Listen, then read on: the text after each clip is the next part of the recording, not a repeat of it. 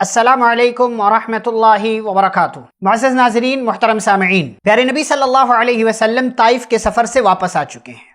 اب آپ صلی اللہ علیہ وسلم نے الگ الگ قبائل کو، الگ الگ خاندانوں کو اور الگ الگ افراد کو اسلام کی دعوت دینا شروع کر دیا، اور پھر یہ وہ مرحلہ ہے کہ جس مرحلے میں اسلام کی دعوت مکہ سے باہر کے علاقوں میں پہنچی اور مکہ کے باہر کے لوگوں نے اسلام کی دعوت کو قبول کیا۔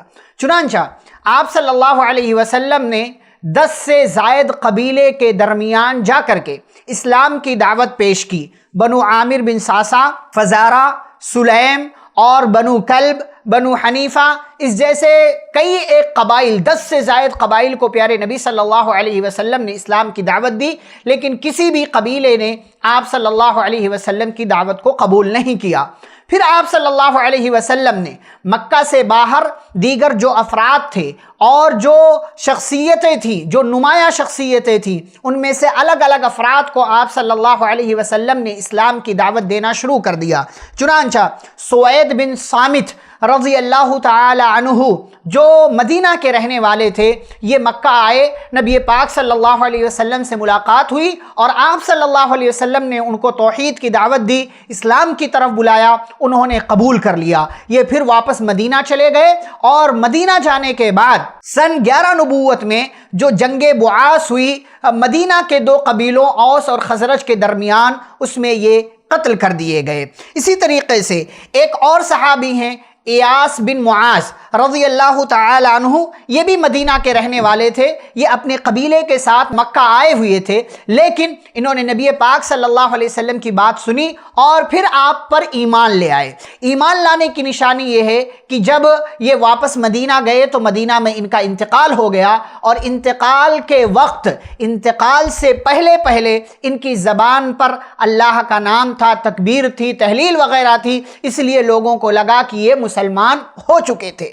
ایک اور نمایاں نام کہ جو پیارے نبی صلی اللہ علیہ وسلم کی دعوت سے متاثر ہو کر، آپ صلی اللہ علیہ وسلم کی ذات سے متاثر ہو کر جنہوں نے اسلام قبول کیا، ایک نمایاں نام صحابی رسول ابو ذر غفاری رضی اللہ تعالی عنہ کا ہے۔ انہوں نے ایاس بن معاذ اور سوید بن صامت کے ذریعے اسلام کے بارے میں ان کو باتیں سنائی دی، اور مختلف اور حوالوں سے، مختلف وسائل سے ان کو اسلام کے بارے میں باتیں معلوم ہوئی۔ یہ قبیلہ غفار کے تھے جو مدینہ کے اطراف میں یہ قبیلہ آباد تھا۔ انہوں نے جب اسلام کی دعوت کو سنا تو اپنے بھائی کو مکہ بھیجا کہ جاؤ تحقیق کر کے آؤ۔ ان کے بھائی مکہ گئے، مکہ سے خبر لے کر کے آئے، لیکن کہتے ہیں کہ مجھے اطمینان نہیں ہوا بھائی کی باتوں سے، چنانچہ میں نے خود مکہ جا کر کے تحقیق کرنا شروع کیا، اور میں نے ارادہ کر لیا کہ میں جاؤں گا۔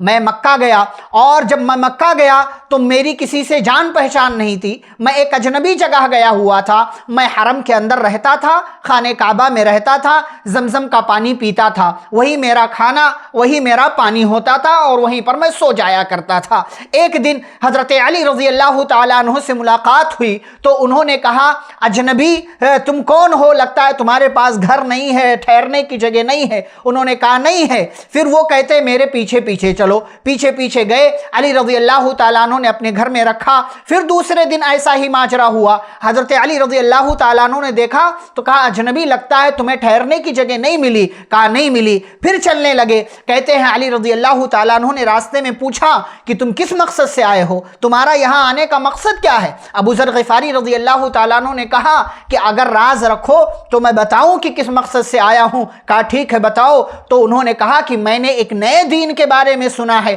کہ مکہ میں ایک انسان ہے جو لوگوں کو ایک نئے دین کی طرف بلاتا ہے، میں ان سے ملنا چاہتا ہوں۔ علی رضی اللہ تعالیٰ عنہ نے کہا تم ٹھیک جگہ پہنچے ہو۔ کہا ٹھیک ہے، میں آگے چل رہا ہوں، میں جس جگہ چلے جاؤں تم بھی وہیں گھس جانا۔ چنانچہ کہتے ہیں میں چلتا گیا، علی رضی اللہ تعالیٰ عنہ مجھے لے کر کے پیارے رسول صلی اللہ علیہ وسلم کے پاس پہنچے۔ میں پیارے نبی صلی اللہ علیہ وسلم کی خدمت میں پہنچا، آپ صلی اللہ علیہ وسلم نے میرا استقبال کیا، اور میں نے آپ صلی اللہ علیہ وسلم سے کہا مجھ پر دین کی باتیں پیش کیجئے۔ آپ صلی اللہ علیہ وسلم نے پیش کیا، اور میں نے سن کر کے فوراً اسلام قبول کر لیا۔ اور پھر اس کے بعد رسول اکرم صلی اللہ علیہ وسلم نے مجھ سے کہا ابو ذر اس معاملے کو چھپا کر کے رکھو، راز میں رکھو، اور تم واپس اپنے علاقے میں چلے جاؤ، اور جب ہمارے بارے میں تمہیں معلوم ہو جائے، ہمارا معاملہ ظاہر ہو جائے تو تم آ کر کے ہم سے مل لینا۔ لیکن ابو ذر رضی اللہ تعالیٰ عنہ کہتے ہیں میں نے کہا اللہ کے نبی صلی اللہ علیہ وسلم میں تو اس بات کو جا کر کے علی الاعلان مکہ والوں مشرکوں کے درمیان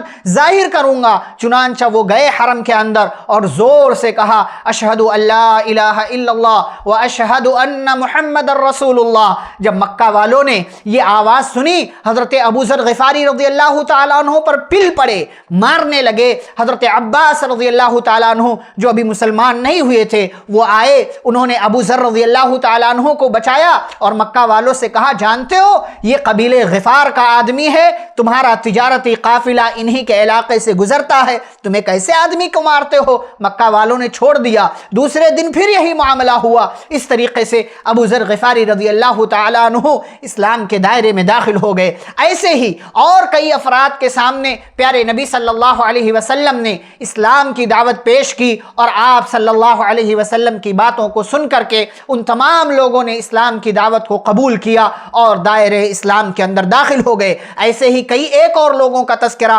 انشاءاللہ ہم اگلی ملاقات میں آپ کے سامنے کریں گے۔ والسلام علیکم ورحمۃ اللہ وبرکاتہ۔